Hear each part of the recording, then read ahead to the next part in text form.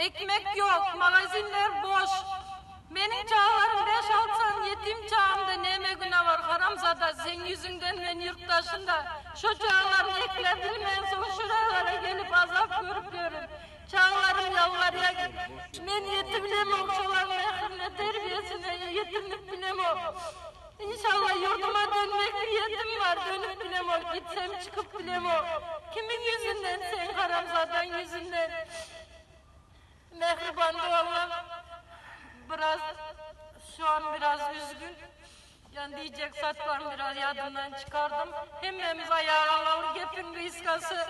Yurdumuzun baylığını yurttaşına çıkarmalı. Mendem güçlü doğanlarımız var ya, şehitlerimiz var. Üniversitede bitiren oğlanlarımız. İktisadi siyasası nasip olsa ele alırız. Öz yurdumuzu özümüz dolandırarız baran son. Kurban kolunu sağman başımızdan yol edeli. Halkım Maltımılı pırağın diysiyalı, ağzı bir olalı, garip seni yıllama şiirdek olarsan, inşallah biz de bu yıllan günlerimiz geçer ağzı bir olup, yurdumuzda birbirimizle gülü oynap katmaşarız nesip olsun, şu haramzat başımızdan yol edelim. Allah can bu edenlerini, daycan indiki yaş toyuna yetirmesin, çünkü bizim yetim çağlarımızın gözyaşları tutsun.